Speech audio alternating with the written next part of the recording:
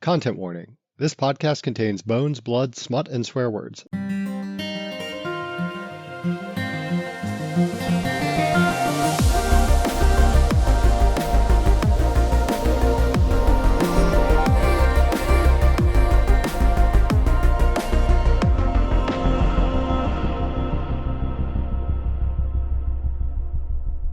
Before we get into the good shit this week, we wanted to remind you that we have a Patreon. For just $1 or $2 an episode, you get extended games, brand new content, access to our notes and murder boards, and much more.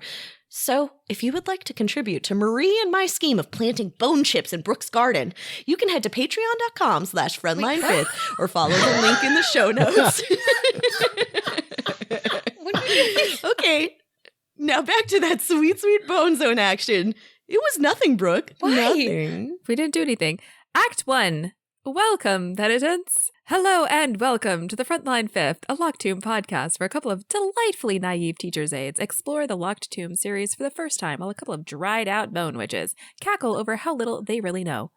We're currently reading Nona the Ninth by Tamsin Muir, and this week we are getting screamed at by the captain so much that honestly it's kind of tough to read chapters 13 and 14. I'm Marie. And this week, I so enjoyed the character study of Coronabeth that I thought we'd do one of our own. So, Hannah, my fellow bone witch, what is your worst character flaw?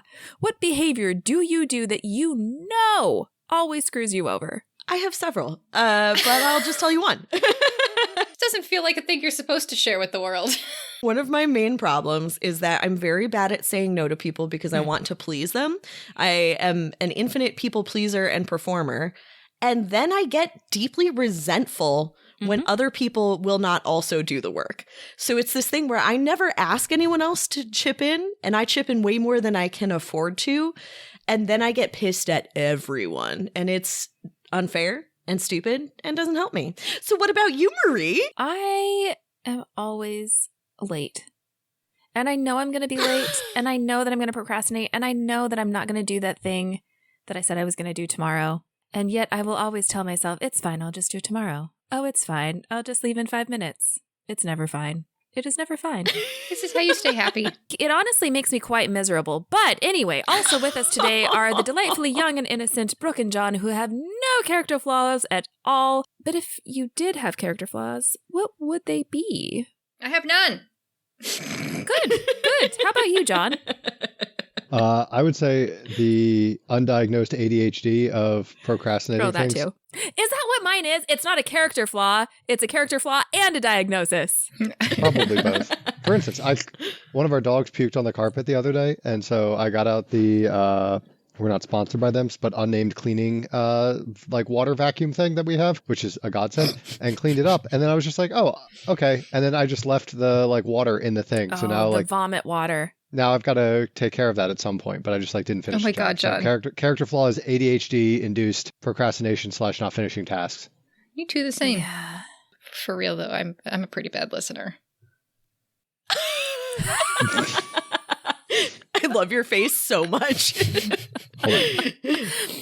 Well, given all of our terrible character flaws, before we take the elevator all the way down into the basement, what are your big thoughts about these chapters? Dude, I think this feels like confirmation, John, that Nona is Earth's spirit. Like this green thing made of star salt. We don't have to like beat around it anymore. Basically some sort of confirmation, don't you think? Yeah, I kind of landed there as well. And then the end of the book is just like, or the end of the book, the end of the chapters are like, dun, dun, dun, only Nona can hear them.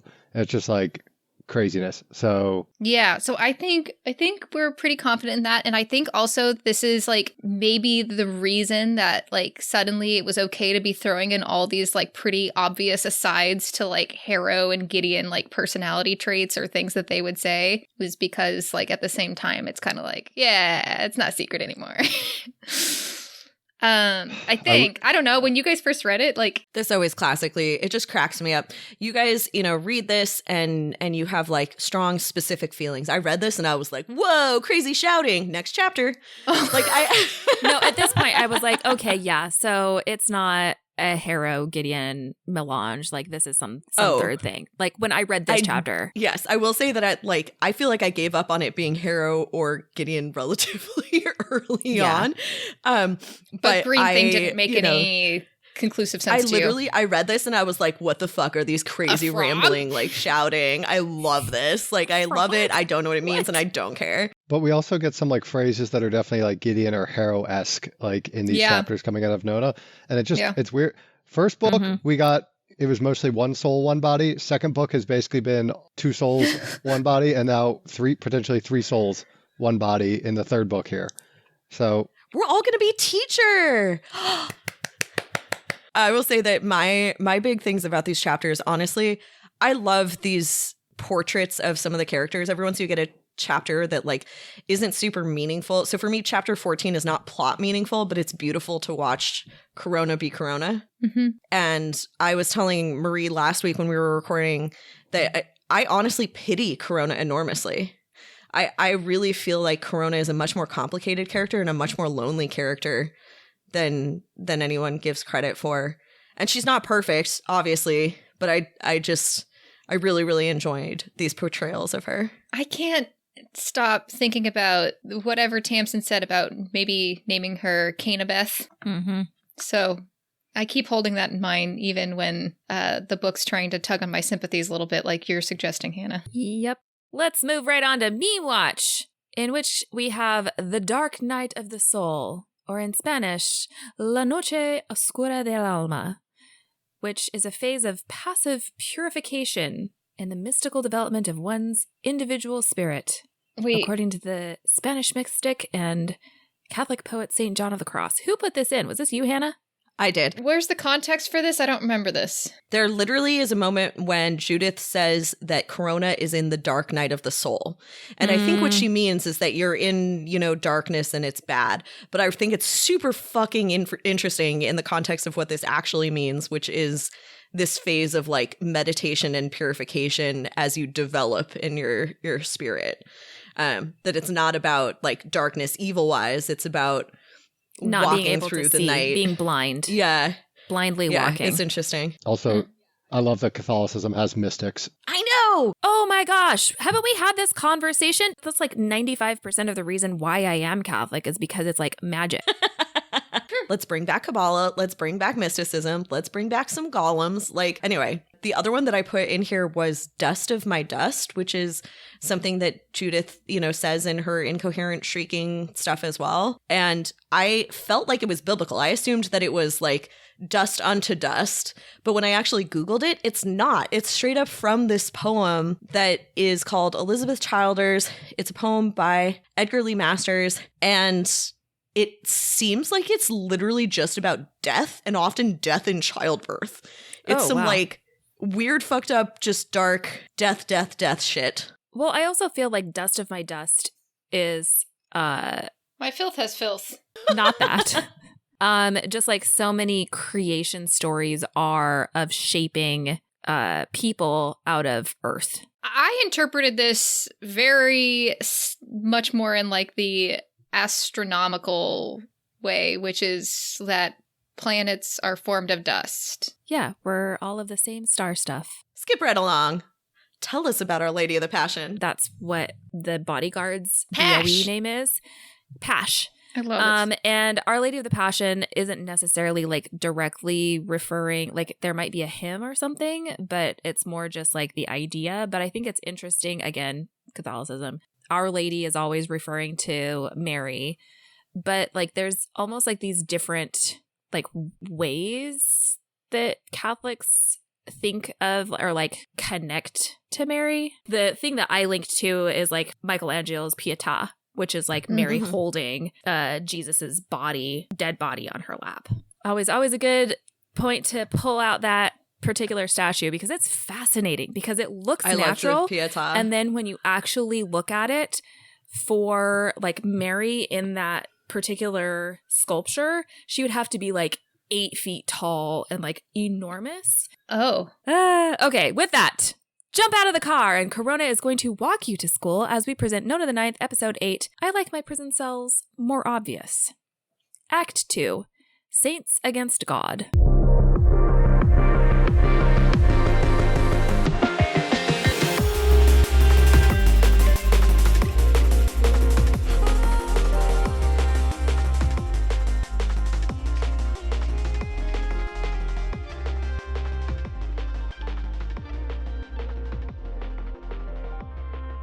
This section of Frontline 5th is safe for anyone who's read through Chapter 14 in Nona the Ninth. Let's recap. Chapter 13, Third House Skull. Palamides told Crown he was Palamides, and Judith woke up and talked a lot, but then she had a bit of a yell and went to sleep. It was all kind of weird in my opinion. Noted. Chapter 14, The Locked Tomb. Crown walks Nona to school. I know what you are. So if you'll remember, Nona et al. Had been cordially invited to a meeting with Commander We Suffer. When the meeting adjourns, because Nona has to pee, everyone files out into the corridor to take Nona to the bathroom, where she is told to stuff. Because in reality, Pyrrha has a very mercenary BOE mindset anyway. Nona asks Crown why Pash hates them so much, because she can tell that We Suffer's two-macheted bodyguard is Our Lady of the Passion, even behind the insane robot mask, because of the way she moves her bones. That's a very Harrowheart thing to say. I think so too. Crown explains that Pash is what happens when nepotism and bullshit collide. Suspicious. So then Nona goes to the bathroom, and as per Pyrrha's instructions, she steals as much toilet paper as she can, shoving it down her shirt. And before they leave, and even though Nona is going to be so late for school, Camilla wants to make a quick visit to see the captain. And I just love the little aside about Camilla giving Nona a choice that isn't really a choice, because I was like, oh yeah, this is like such a parenting tactic. You never give choices. Like, you always give choices to a child, like once they're starting to become autonomous, so that they'll like buy into what you need them to do, but you never give them choices that you won't actually let them have. You only give them the choices.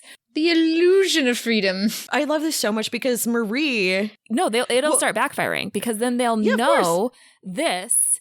Like, Nona's starting to figure it out, and then she'll like the whole choice of cereal or eggs when the choice you wanted was nothing. They soon figure out that they'll just start saying nothing, and then you're kind of screwed. So you have to be very This just careful makes me laugh with so using this hard. tool. That for like Marie, this is a parenting tactic. And for me, this is so obviously like a sales tactic. Like recently we were renting a car, and the guy at the, he was like, would you like the deluxe or basic insurance package? And we were like, we're covered already.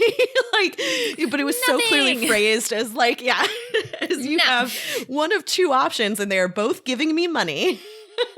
Nothing. See, in that case, you're giving all of these choices, but if you narrow down the choices to the only ones that you actually want them to take, then usually you can get what you want. Manipulation in parenting. Anyway, Crown and Camilla and Nona take an elevator down 6 flights into the bowels of the building, where, behind a guarded door, Captain Judith Deuteros is wasting away in a hospital bed. It's been a long time since Nona has seen the captain, because the captain was always very intense with Nona. I absolutely love this characterization from Camilla. She says, Captain Deuteros thought the solution to every problem was to act like the problem had one solution that nobody else was tough enough to take, and then pursue that solution as hard as possible. It's such a good description of ego. It's just like also, it's such a beautiful description of all of Judith during Gideon the Ninth, where every opportunity she's like, no one else is strong enough to take charge, so I'm going to. And everybody else is like, no, we know how to take charge. We're just not going to do that particular stupid thing. Yeah.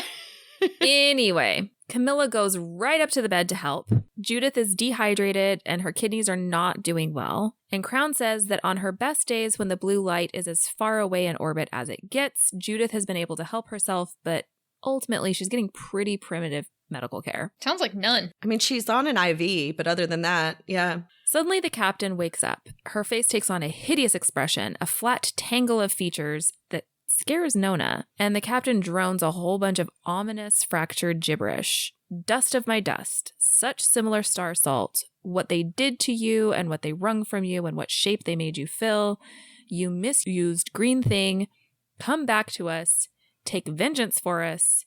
We see you. Camilla steps forward, placing a hand on the captain's chest to start healing her, because it's not actually Camilla, it is Palamides. And Corona says she's known for a long time, and today Pal was being particularly obvious even before he started doing necromancy. I started flipping back pages because this didn't make sense to me. Like, Nona's very good at telling us when it's Palamides or Camilla. I don't understand. Either, like, there's, like, a suggestion that Pal was just doing a really good job of pretending to be Camilla this whole time. And there's, like, weird comments about, like, Camilla would never do anything that was, like, doodling. And then you look over and it's, like, a heart and squiggles. And you're like, okay, but, like, how did that doesn't work? No, Brooke, I'm with you. I think it's weird that she didn't notice. I think the implication is that she legitimately did not notice this time. Yeah. But this was something we talked about in the spoiler section last week, was actually there's so many very obvious intimations that, like, Camilla's being very still, a thing that Camilla never does and Palamides always does. There's, like, lots of instances where we should have known it was Palamides and where Nona should have known. I also think that Nona does this thing where she'll say Camilla walks in, but it wasn't Camilla, it was Palamides. And then sometimes she clocks it immediately. Well, she says it's so obvious by the way they, like, hold themselves and stuff like that. But I don't know. Has Pal learned? I think a little bit of this is just, like, narrative, like, trick to keep it hidden from us. I guess. And it's less lesson to us that she's not always going to tell us. Yes. Yeah. Corona has known, but she hasn't told. And she says she knew initially because Cam stopped being so sad. Camilla was gone, and then we met Harrowhark, and she came back. And Corona kept the secret because she's kept their secrets before. I don't know. I think this is really interesting. I'd, like, actually totally buy that Corona knew that there was something weird happening. I don't think anyone could have totally predicted the like, soul-swapping body thing that Camilla and Palamides are doing, but I totally believe that Corona has been on the lookout for this. And I do think it's interesting that Palamides was willing to give up the secret today. Yeah. And I don't know what that means either. Then Judith wakes up, and for a moment she's coherent, and she's even able to do a little bit of necromancy to help clear her kidneys. But then, you know, Palamides has to finish the job because she's just too exhausted. And her coherence more or less manifests as a mantra affirming her rank and credentials. Name and rank: Captain Judith Deuteros, House, Second, Status, Adept, Cavalier, Martydias, Dead. The same bullshit from As Yet Unsent. And Judith tells Corona and Camilla that if they come back to the houses, Judith will say what's true. They abused your sympathies. It's not your fault. I'll say we're all coerced. Incidental pieces in a much larger game played by lictors, traitors, monsters. Who are the monsters? Who are the monsters? Lictors and traitors and monsters is all the same thing. The same thing. Gotcha. Her lucidity slips, and she can't remember where Marta is for a moment. And when she comes back, she says Corona gave herself up for propaganda and a leash. Promise of salvation without understanding the sin.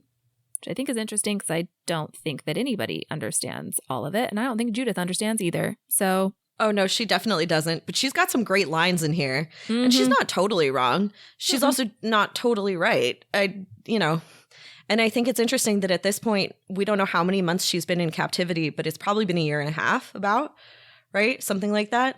And she's still exactly in the same plane she was when she started, which was this thing of believing that she can get them to all come back to the house and that they totally, like, at no point does she ever question her own assumptions. Nope. Suddenly, Judith actually notices Nona in the room, and she asks, Ninth, where is the mercy of the tomb?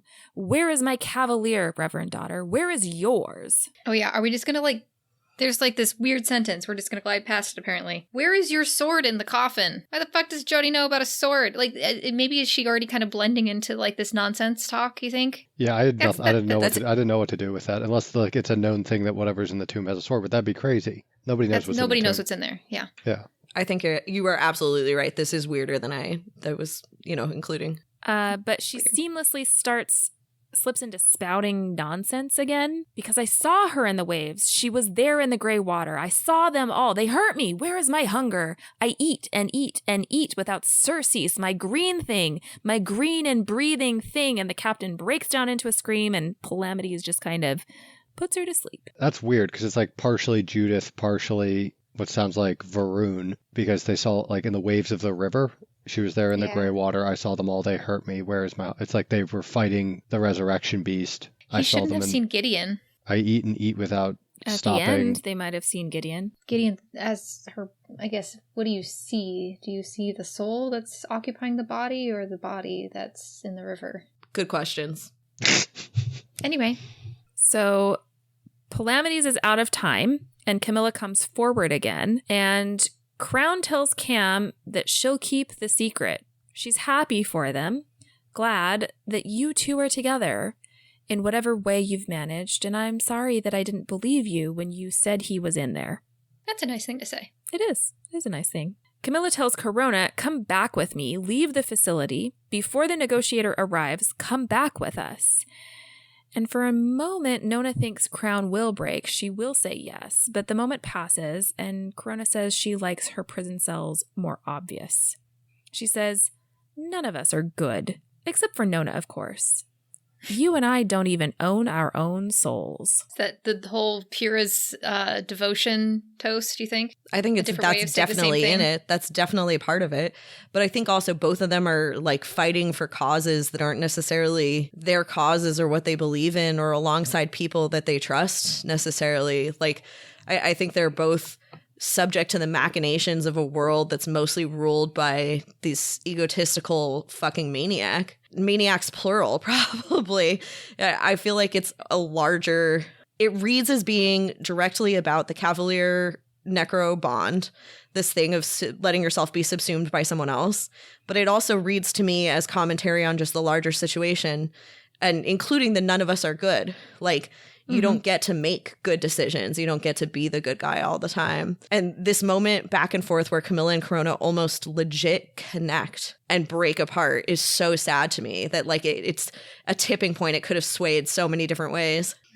Yeah, they both understand each other, but it's almost like they understand a little bit too much and not quite enough. Yeah. So Crown puts her arms around Camilla, holding her tight, and for another moment, Nona thinks that Cam will bend. She'll put her arms around Crown, and she'll lean into the hug, and she'll let herself be held. But that moment passes, too. They go upstairs, and Crown tells them not to put too much trust in Pyrrha Devey. There's a lot you don't know. Okay. Nona asks about what the captain said when they came in, about the water and the hunger and the green thing, and Crown looks a little scared and says, the captain didn't say anything when you came into the room. She only screamed. Yeah. Well, yeah, that last little bit presumably makes for an awkward car ride, but it's better than their first journey because A, Crown comes with, and B, she insists on zip ties instead of tape, and C, she lets Nona sit up on the seat. I love this thing where like the Blood of Eden guards are like, you're taking your life into her hands, and Crown's like, please. Like, she's like, fuck off. And when they get close to Nona's school, Crown hops out and says she'll walk Nona over Cam's protestations. Cam's like, no, don't go. But Nona just desperately wanted out of the car so bad. And then she says something like she realized that she was just kind of being ordinarily bad and not like dangerously bad because Cam didn't say any of like their secret words or whatever. And Corona in the Sunshine is fantastic. People literally stop to watch her. I think she says something like you could sell tickets to see her. And while they walk, Corona asks, do you love Camilla? I'm not sure you're her type. And this kind of like gets Nona like a little flustered. It's a little bit like starting to treat a little kid, like asking a little kid about like their girlfriend or something when they're not in that mood, you know, like they're not there. I was 5 years old. My grandpa would always, the first thing he'd say to me when I showed up was, Brooke, you got a boyfriend yet? I'm like, Grandpa, I'm five. Yeah. And that's kind of how Nona feels, but Nona like knows a little too much as well. She's a little too precocious in this. She's been asking everybody what sexy is, so yeah, she thinks it's she's flowers. been asking what sexy is. She knows when it's a sex thing, but it's more uncomfortable because it's Camilla. It's someone she actually loves. That's like a little too close to home that way. Yeah, and she she kind of does. She has a little bit of it's complicated. It's complicated. Yeah. And Nona says she's not your type either. And Crown asks Nona how she knows what her type is. And this gives her an opportunity to show off her people skills. And Crown eggs her on with mischief in her eyes, saying, tell me, come on. I'll die if I don't know. I love being told about myself. And I was like, oh, Crown, I'm a little bit too much like you. Yeah. And Nona says that Crown looks at We Suffer like she's trying to make We Suffer think Crown's into her, but she's not really. But that doesn't help because she doesn't know what We Suffer looks like. Crown doesn't like Pash at all, which again doesn't help because we don't know what Pash looks like. And she is scared of Pyrrha, even though she does think Pyrrha's hot, and that confuses her. And she wants Cam to cuddle her, but not in a sexy way. And she's in love with and Crown rude. cuts her off. So rude. Hand over Nona's mouth because she's heard enough. And she's actually mad. And Nona's she mad does about look this. pissed. And she says, shame on Crown. She shouldn't ask if she doesn't want to know the answer. I love that. I initially was so confused when she goes, shame on you. And I was like, what? That doesn't... I get that. And you're like, yeah, you're right. Shame on you Yeah. for like getting You mad at asked me me. for Mad at me. answering. Shame on you. Yeah. Well, Yeah, how dare you? And Crown knows this. She says she does it all the time. It's awful. She says that she should ask Nona to tell her how she looks, and she should ask her sister to tell her what she's feeling, because that way Nona will always tell Crown she looks beautiful, and Crown's sister will always tell her what Crown wants her to think. some like fucking weird ass 3D chess going on. 4D chess. 4D 5D chess. chess. I love this though. Double D And I chess. actually love her Sorry. like pretty casually. Jesus, Millie is in a mood. I like Crown talking about her sister openly with Nona, and I'm willing to bet she doesn't do that with anybody else. Mm-mm. Like Yeah, Cam said something about like you sound like your sister in earlier. Crown says thanks. Yeah. Yeah. Video gumption. But or it is whatever. just like a funny, it's a funny back and forth here. And also, again, everybody's like always assumed that Ianthe was a smart one and Crown is like just, boobs and blonde hair. And hair. And what else? a killer sword hand. That's right. But I love that like Crown is pretty certain of her ability to manipulate her sister into thinking that Crown is feeling what, any given Some thing. I love this idea. superficial, shallow feeling. Yeah. Yeah. That Corona's even able to manipulate her sister very well, which is not something I would have assumed. It may not be true. Canabeth. So they arrive at the school precisely the same time as the angel is arriving because they're both late. Nona's late, but she's not way too late. Inside, they're just finishing up the morning break, and the angel and Crown size each other up. The vibes coming from the angel are not entirely friendly. She tells Crown she can't come upstairs because the children would never pay attention to anything the angel said if Crown was in the room. Fair enough. Crown tells the angel she's Camilla's partner because she has a ripple of evil running through her soul. And the angel is surprised by this, even though she's trying not to show it, but as Nona says, Eyebrows everybody's never eyebrows lie. eyebrows never lie. Nona thinks that the angel shouldn't be surprised because Crown is very nearly pretty enough for Cam. Love that. But she really wishes that Crown would have said she was Nona's partner. They would have believed it. We're both very attractive. Yeah, that was Hello, very Gideon. Gideon. Yeah, very Gideon. I love like how much Nona just like thinks she's so pretty. Hot, We can't gorgeous. tell. What's so funny is like we get such conflicting information. And I guess it doesn't like fucking matter in the end. But like all of her friends, like either they're just like crushing her ego and being like, nah, you're ugly, or your hair's like whatever. Like there's like comments about like her hair quality like falling out or something. Looks sickly. Like I don't think It she looks must. healthy. Is that what it is? Mate, she doesn't fucking eat. Yeah, like I think she looks like she's just like because necromancers don't look healthy, That's true. and she's Well, like she doesn't fucking, yeah. she doesn't I mean, eat. the total number of like, calories she's gotten in the last 3 days is like 45. Yeah, 1.5 But- pikelets. 1.5 pikelets. But before she leaves, Crown crouches down and holds Nona's chin, and she's smiling a little sadly. She says, "You darling, I know what you are, even if they refuse to see it. All I can say, sweetheart, is I envy you more than anyone else in the universe." What I the don't fuck does fucking that know mean? what that means. And on that cryptic comment, it's time for a game! Interstitial. I'm not sure you're her type.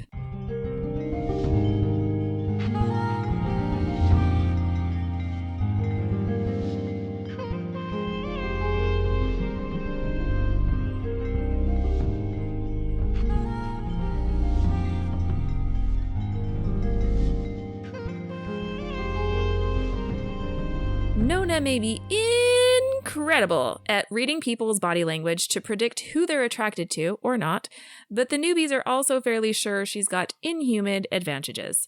So this week, What would make you think that? this week we're going to see whether we can peg each other's types in the online version. Some people pay extra You're for not that. gonna lie. Oh, come on, that one was.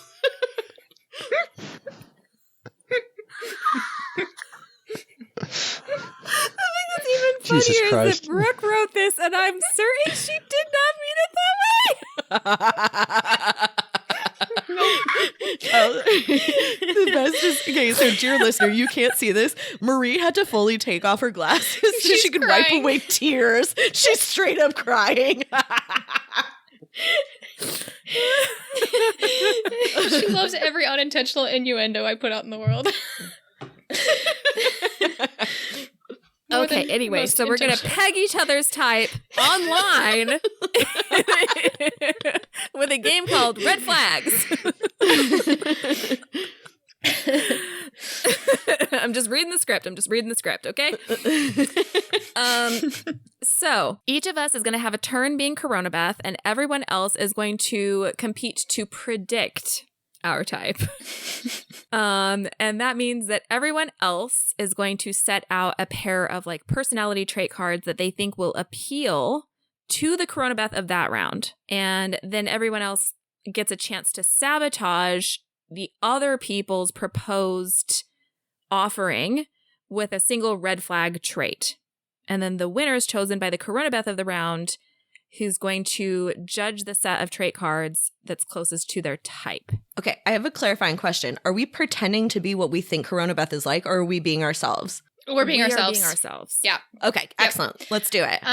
This is a card game that I found that I learned has an online version of it. So all of the trait cards, red flags, these are already pre-made. We are guessing for Marie this round. Marie, we have 3 options for you. Oh, no. So I have offered you someone who speaks every romance language and is honest, but they yawn every time you start a sentence. Absolutely not. My ego cannot take that. Like we would last Damn it, Hannah. You ruined it. 2 hours. It was perfect, literally perfect out of all of these options, perfect until we got the red flag. That red flag ruins it. We're done. No, absolutely not. So rude. John. I offered someone who has the same favorite foods and can get you both into literally anywhere, but can only speak in lines from Mean Girls. And honestly, I was like, that I don't think that is that much of a red flag. I honestly don't care about getting into literally anywhere. And somebody who has the same favorite foods as me, like that could get kind of boring. So that's kind of like a meh. What about Hannah's? My perfect person for you has the hottest friends and is the world champion at back and foot rubs, but swears you look exactly like their sister. But says So- that's a good thing. Absolutely not to the looks exactly like my sister and therefore is romantically attracted to me. Like, fuck no. That absolutely is a red flag that ruins everything. But additionally, having hot friends, what do I care? I was like, that's not a good thing. That's not a good thing. You chose and Hannah. also, I don't I had care. terrible cards, Brooke. I'm sorry. I don't care about foot rubs. And actually, if there's somebody who wants to give foot rubs, it's like a no. What? No, don't touch my feet. Do not touch my feet. Back rub, yes. Do not touch my feet. So, unfortunately for this, I think my perfect person has the same favorite foods, can get me into anywhere, and can only speak in lines from Mean Girls. Mean Girls. Well, you Not know, terrible. you didn't have to That's be not so bad. freaking picky. Amazing, Brooke. Okay, who's next? All right. So John has offered me a millionaire who loves me unconditionally, Aw. but they live in a bedroom with 8 dudes, including one named Jug. That's a hard pass. That's a Why real is a hard millionaire pass. living in a bedroom with 8 dudes? Damn it. He just really likes those dudes. It's a crypto don't- startup. God. Oh. God. Okay. have- That's, red flag. I have given you someone who is the president Of and wha- who of looks what? exactly the like United Bruce States? Willis. It's Bruce Willis Bruce as the Willis president, president. but their kisses taste like poop and they love kissing. It's a big nope. It's a really big nope. What the hell? Okay, mine is someone who cooks all of your favorite foods and never blames you for anything. Oh, this is so good. But they also keep talking about someone who looks just like you, only better. What the fuck?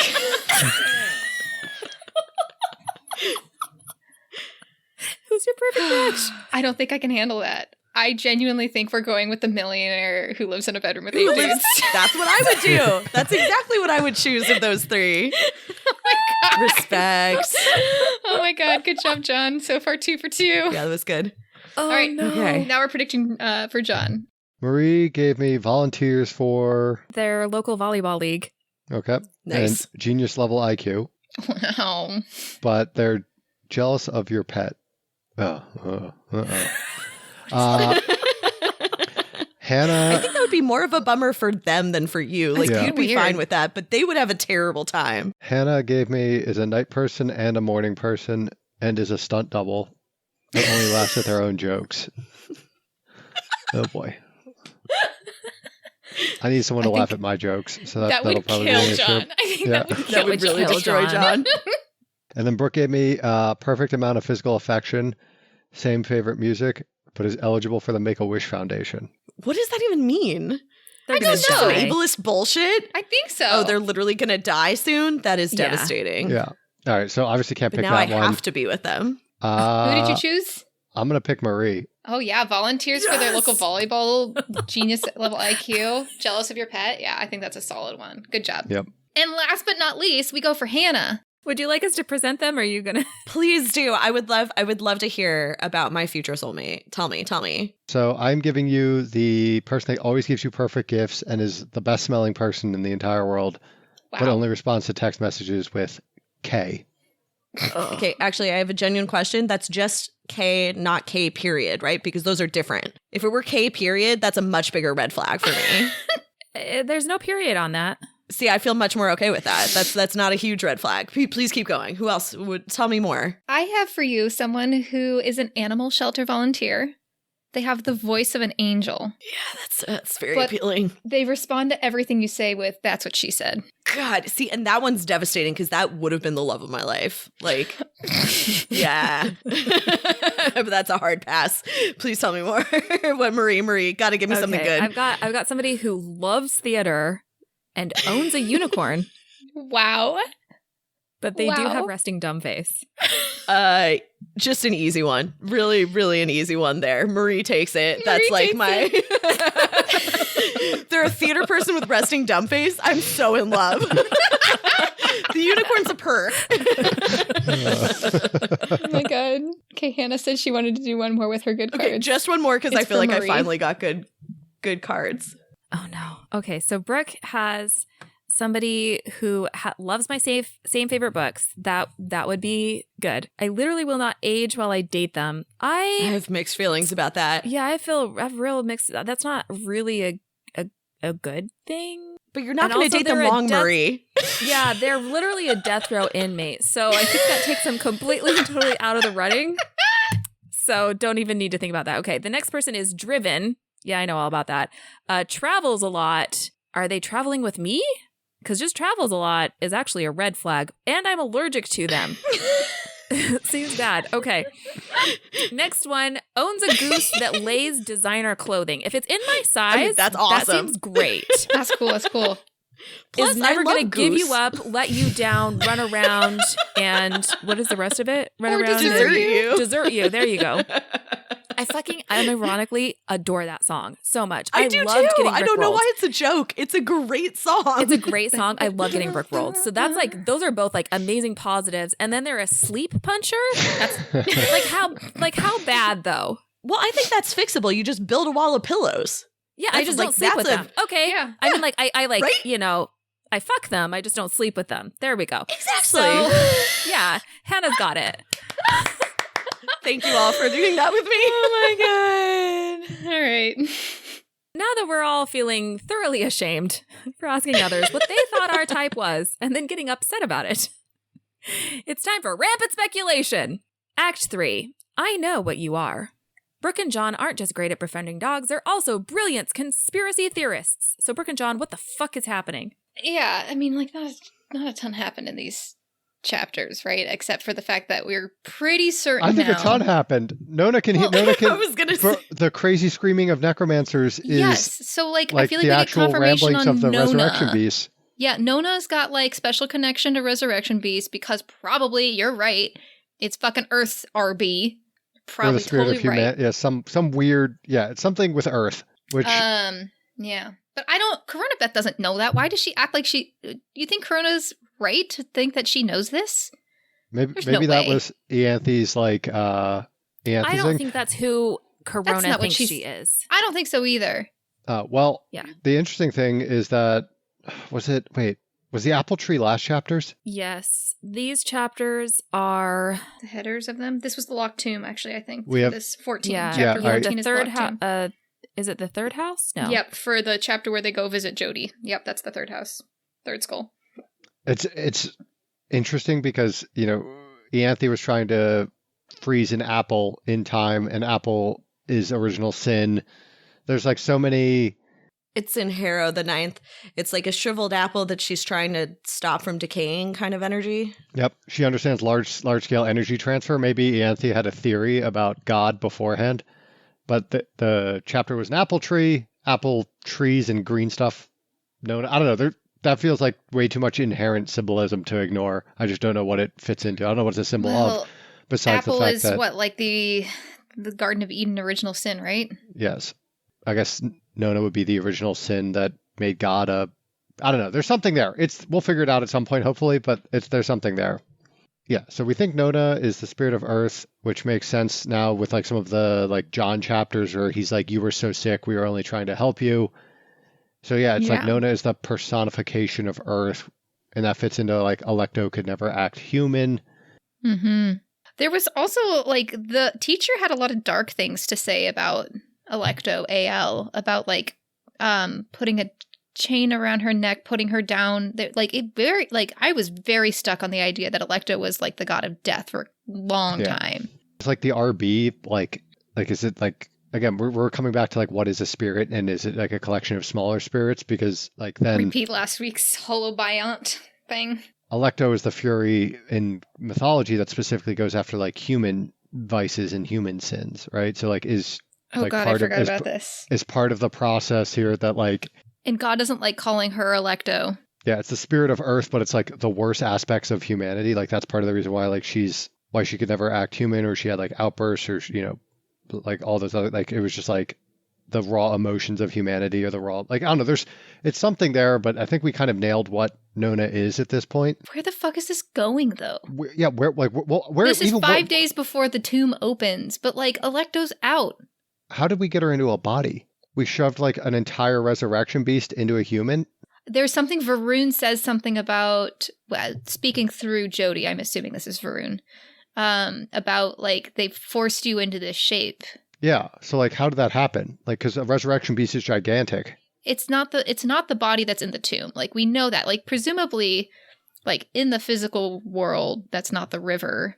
On the 9th planet, Pluto, if we want to reach for it, the body that Alecto had taken on, presumably yellow-eyed, blah, blah, blah, blah, blah, is still there. So, like, that might still be, like, what's happening with the tomb opening. Like, I don't know, maybe that body just, like, flies back in, or the soul flies back into that body or something, vacates it.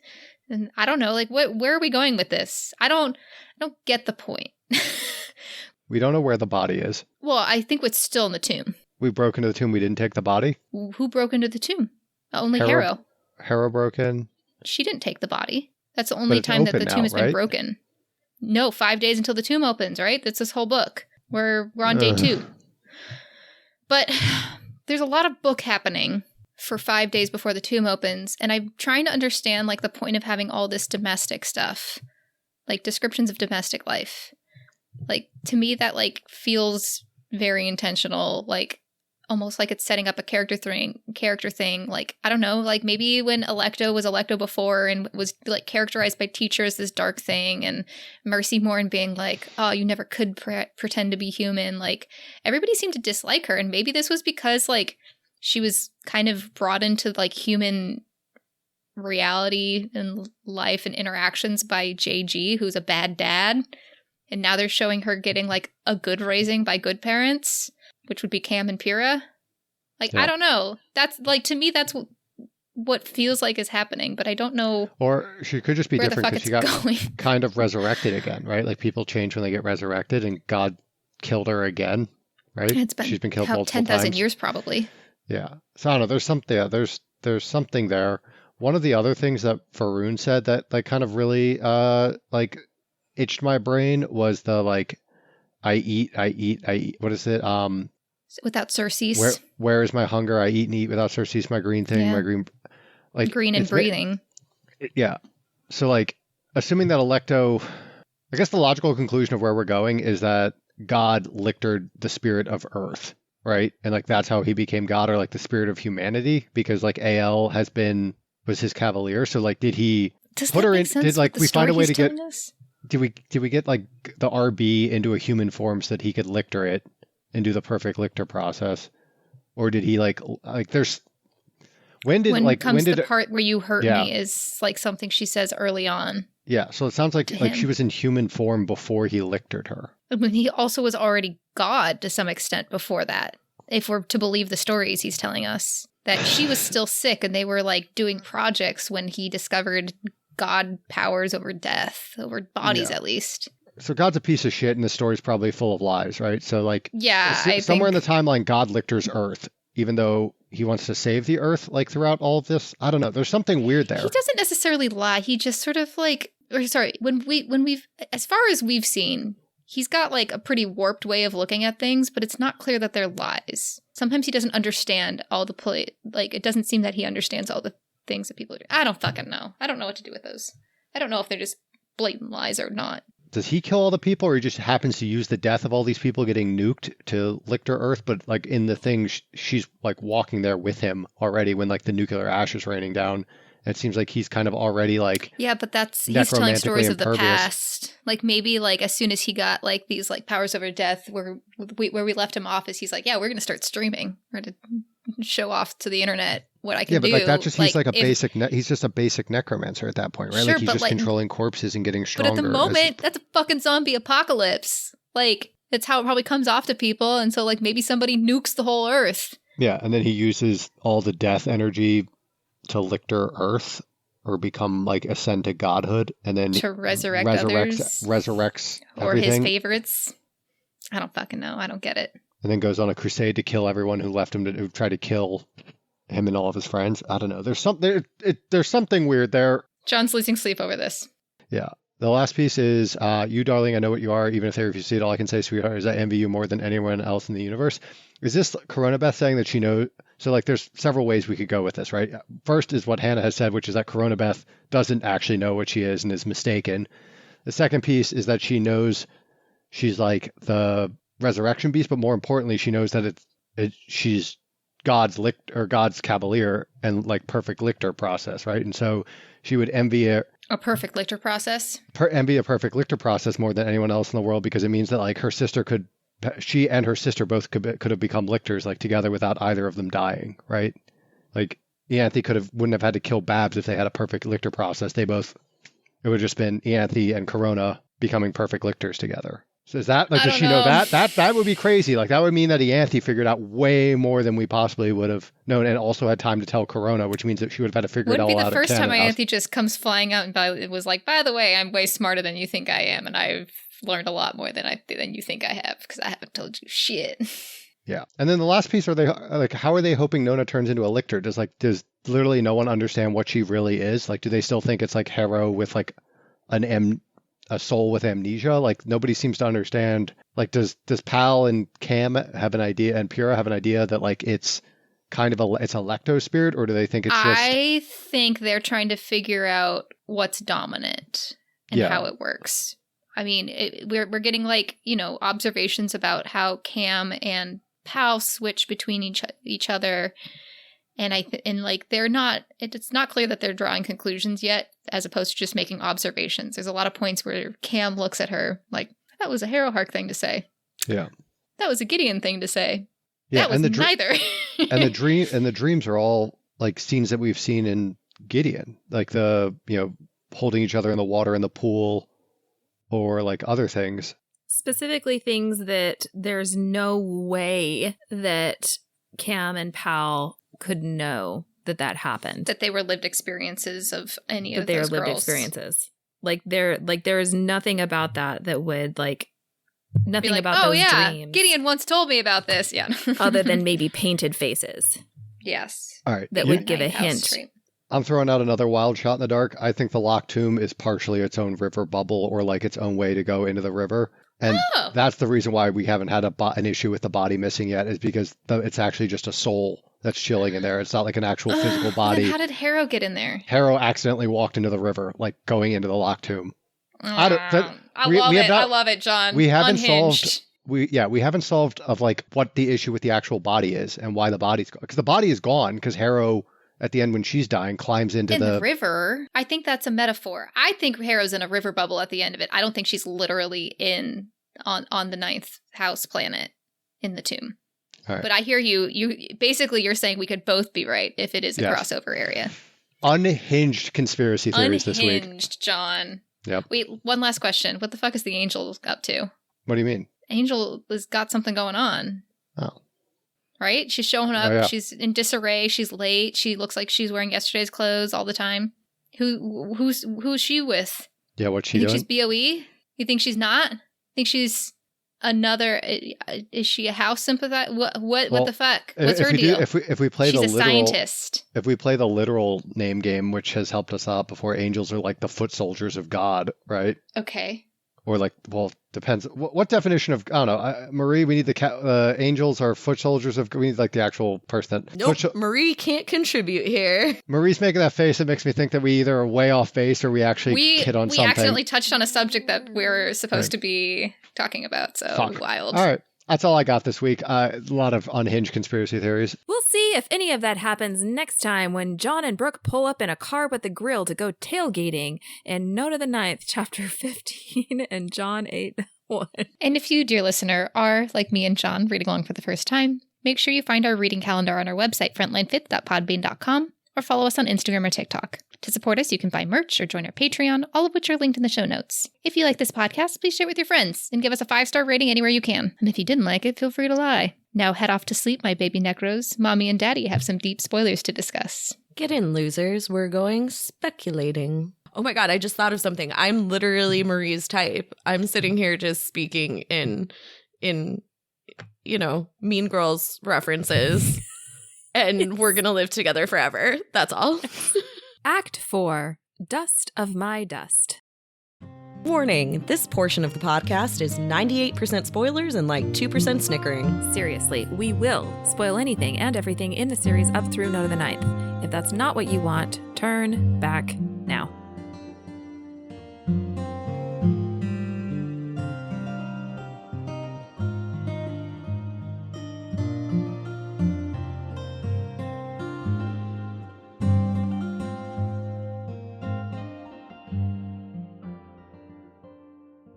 Sorry, the end of their rampant speculation was cracking me up because Marie, can you confirm or deny? No. No, she cannot speak. What? I think you made it worse. Of course I did. But it was just so funny to me.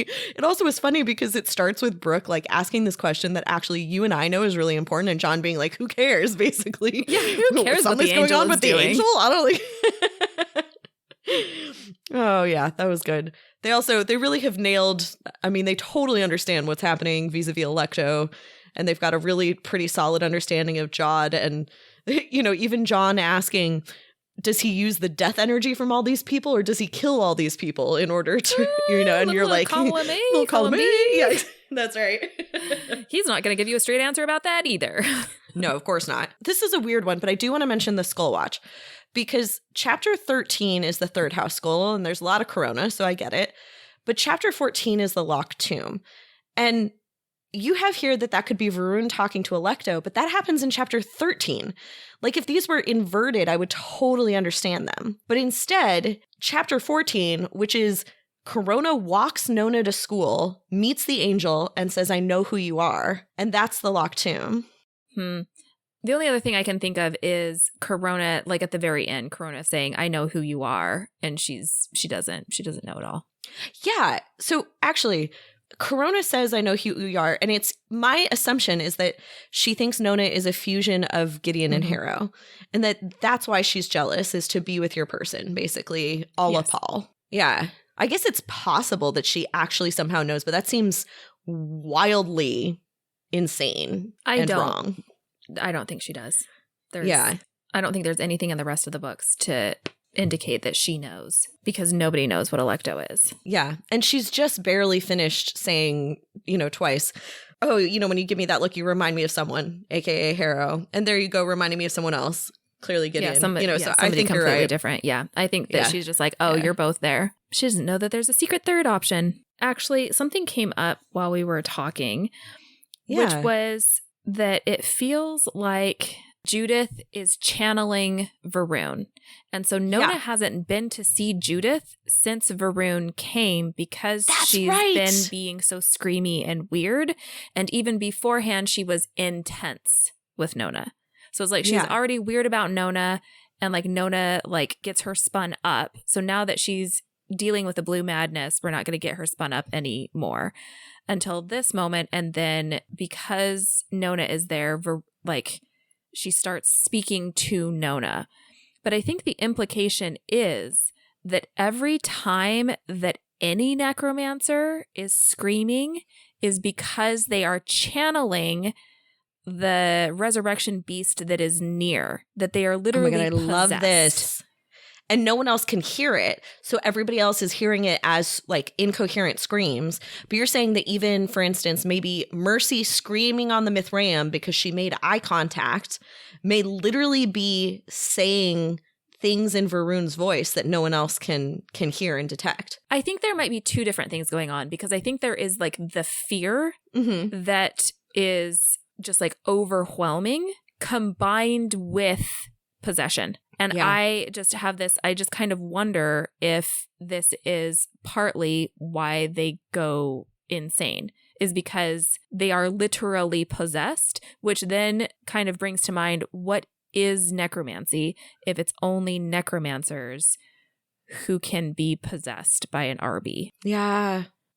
I mean, it's theoretically, it's only necromancers who can speak with the dead anyway, right? And effectively an RB is a ghost, is a revenant. So that's not out of the realm of possibility. I love this though, because one of my big questions this week was like, what is the connection between Varun and Judith?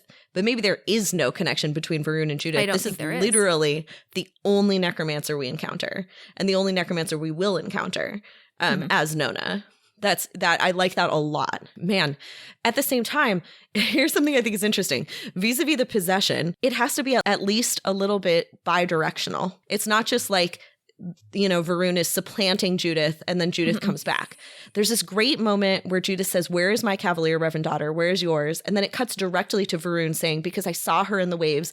She was there in the gray water. I saw them all. They hurt me."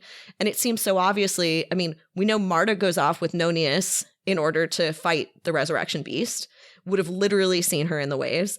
We know that Gideon gets effectively expelled from Harrow's body into the river, because Electo ends up being the soul that sort of takes over Harrow's body. So the idea that Varun can see them is real, but it's Judith that asks the question and Varun that gives the answer. So they're actually managing to have some combination of overlap there. And it was really interesting to me, actually. Why we have that question about the sword is because that is where there's an overlap between the two of them. Is that basically where you're going with this? Yes.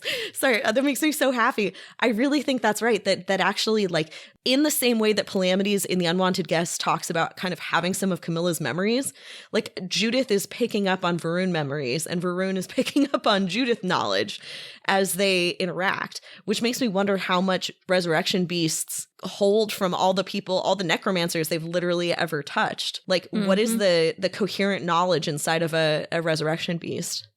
Actually, this is not quite there, but this is something that I also wanted to mention. So I guess part of the reason that I've always pushed back on the idea that all of Nona's dreams are about specifically this scene where they're in the saltwater pool in Canaan House is that it just seems really stupid to have all of them be one memory, and that it always goes back to that memory. And I know it's an important memory. It's a deeply potent scene that makes me cry.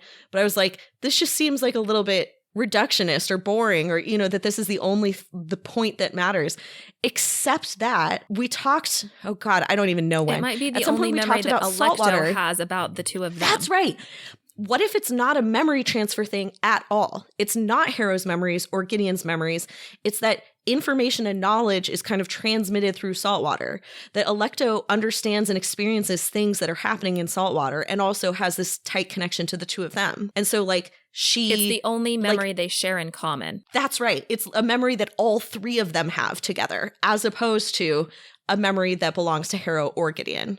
It's literally a triad Which is why memory. It's so confusing to figure out whose hands are whose, because they're not Alecto's hands, but she's dealing with the sense memory of two different people at the same time. Plus potentially the sense memory of the water feeling them, like depending on how much she's in the water. Yeah.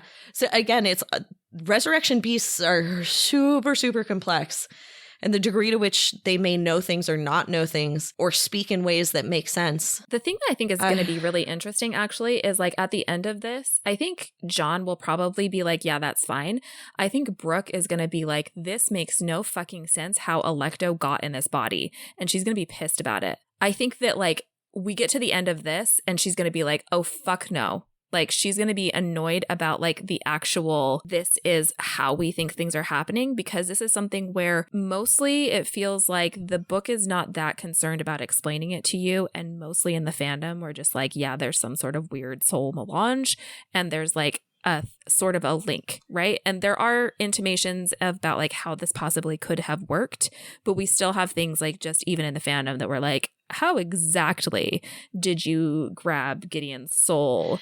Yeah. To like put it in a dead body? Like, how exactly did we like move Harrow into a different dead body? How exactly did we get pieces of the soul, right? Like there's for sure some hand waving. But there's a lot of hand waving about it. And I wonder how much like Brooke is going to be really pissed off about this. And then basically the only way that we can kind of say like, look, just read The Unwanted Guest and then we'll discuss. I mean, that's definitely part of it. But I also do think you literally have 3 bodies and 3 souls that are trading places. Like, if you imagine that Harrow unlocks the tomb and Alecto sort of haunts her from there on out. So she's carrying Alecto's revenant. So you just have an empty body inside of the tomb. But you don't have an empty body because Alecto is too big. You have a piece of Alecto that leaves and goes with Harrow. That's better, actually. And that might That's actually better. be why this version of Nona is as human as she can be, because this piece of Alecto has been rubbing up against a human soul. Forever. For as long, 17 years. For 17 years.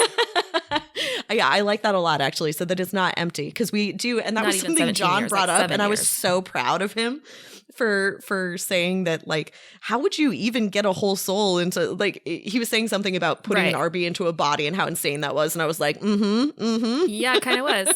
And it's like, also, it'll come up because that is basically what starts happening. Like, that is why Nona is dying. Like, even she doesn't have all of Alecto's soul. Like, she's very definitely suppressing large parts because she has to fit in a human body. Yes. Because her Alecto body is not a human body. It is a construct. Based on Barbie. Speaking of Barbies, I don't want to like go way too deep into Coronabeth because we've talked about her a lot, but I actually really want to know whether you think she's evil. There's this line where I think Camilla says, "You're not a good woman, Tridentarius." And then later she says she has a ripple of evil in her soul. She knows she does. But of course she's referring to like doing a dumb little prank, right? It's not, do we think Cain is evil? Do we think Corona is Cainabeth? How much did Tamsin adhere to this? Are Corona's goals evil? She and Anthe always come off as like trickster gods to me. It's more about disruption and control than it is about whatever evil is. Like, selfishness is the root of most misery in people's lives. Then also, because of actions or whatever, say that, well, she's not evil, but she's not a good person. It does seem like she is very selfish. Yeah. I think she is very selfish. And it's interesting, too, because we have this dichotomy between Corona and Ianthe. And Ianthe is the one who comes off as much more selfish, right? I think she always comes off as someone who's always out for her own gain. And it's sort of undercut by things like The Unwanted Guest, by the degree to which she won't sacrifice her sister. You know, she's got she actually has like weird lines that she's drawn where she has something bigger than herself that she's working for. And I think Corona fights with herself a lot about what she's working for and what the point of any of it is. Right. And that's, again, like where I find Corona to be an additional type of terrifying that is different than Pyrrha, because Pyrrha's type of terrifying is inconsistency because she almost isn't selfish. Yeah. Whereas like Corona, you know that Corona will always sell you out for herself. I would not depend on Corona for anything. I would not trust Corona for anything. For instance, Corona is sitting there keeping the secret, keeping a serious secret about Camilla and Palamedes from BOE. Because I think that I don't think she's doing it for altruistic reasons. I think she's doing it because like she's playing kind of like a game to see like how much she can get from BOE. And also like the moment that her sister comes, she tosses everything over about BOE to run to her sister. Like she doesn't. She's not in BOE because she cares about BOE. She's in BOE because she doesn't know what it is that she wants or she believes in or what's going to serve her best. And so she is always playing the game of, if she's hiding that for Cam and Pal, I don't believe she's hiding it for Cam and Pal. She's hiding it because it serves her purposes best. Yeah. I don't know. I think she has... I believe this. I understand this. And I think you're broadly correct that like almost everything she does is informed by actually keeping the broader scheme going. That she's always acting. She's always like, it is always subterfuge. It's layers and layers. And I think that at the same time, I truly think she's in a lot of pain. And I don't think that she... I don't know. It's almost like she doesn't want to like screw people over, that she almost does it out of this like casual spite for the world. Well, she's casually cruel because, again, she does not think genuinely beyond what herself. And that does put you in a lot of pain. Like when you are only thinking about yourself, like that's like one of like the interventions that people give you, like when you're like catastrophizing. Like that's literally like a therapy intervention is like go find a way to fix a problem for somebody else.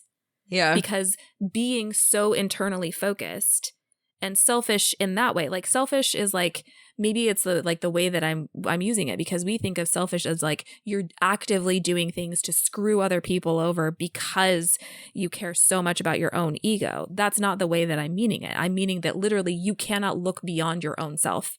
You cannot it's like make massive narcissism. Beyond... I buy that. Yes. And it even includes, for instance, if you thought you were trying to save the world, but it is this thing of saving the world where it's just about whether, I mean, it's exactly what Jod does, where saving the world always conveniently ends up to be what he was going to do anyway. And it can literally be about just taking into account your own opinion about how it should be done, and never, you're doing it to save the earth, but you're never taking into account anybody else's idea. Yeah. I like this. I think she's so interesting. I'm really looking forward to seeing how she shifts. I think there's no world in which she does not betray her sister. I think Ianthe would never betray Coronabeth, but I think Coronabeth will betray Ianthe. And that's not just based on Canabeth as a name, although it's largely based on that. I think it's also a structure where where Ianthe is dispensable for the plan, and where Corona already lives with assumption of permanent pain, in a way that Ianthe assumes that she would like to get out of a situation and into one that's more comfortable. Yeah, I don't know. I think that's all I want to talk about, honestly. Yeah, I think that's it. That was a lot of my personal. Oh, I really enjoyed it. Sorry, this is all I want are these deep personal discussions. I want to walk into a room and ask you what you think is sexy, and you actually tell me about your soul. So thank you, Marie, for that. I was not lying when I said that I think that tweed jackets are sexy. Like somebody who like dresses in like the academic, like just perfectly put together, I realize that really does something for me. No joke, to me. Male, female, non-binary, tweed jacket. No. That felt accurate. That felt deep for me. It was a small term subbing in for a large concept. So I appreciate you as a person. Oh, thank you. I love you too. Okay. Act 5. See you next time, my little nunlets. Well, we are looking forward to some extra time with hot sauce this afternoon, so we will all be back next week for Note of the Ninth, Chapter 15 and John 8:1. If you want to follow along with us, our reading calendar is available on our website at frontlinefifth.podbean.com, and you can follow us on Instagram and TikTok, which are linked in the show notes. If you enjoyed this podcast, please tell your friends and give us a 5-star rating anywhere you can. And of course, if you didn't enjoy the podcast, just lie. We have a Patreon, which you can join for access to bonus content every month. You can become a patron, and when they walk down the street without mask or hood, people stop to stare at patreon.com/frontlinefifth, and you can check out our merch at our Redbubble store linked in the show notes. Finally, if you have any fun theories you'd like to share with us, feel free to email us at frontlinefifth@gmail.com, and with that, I'll just remind you not to unlock any tombs or enter any doors without permission because, ghosts. Bye! Frontline Fifth is a Locked Tomb podcast conceived by Maria Adamako and starring Maria Adamako, Hannah Grunwald, Brooke Anderson, and John Ryan. Our cover art was designed and created by Maria Adamako, who also edited this episode. Our fabulous music was composed and recorded by Blake Anderson. Sonia Grunwald designs our killer merch. Hot, gorgeous. The Locked Tomb series is a completely dope-ass book series by Tamsin Muir, who does not know we exist and is in no way affiliated with this podcast.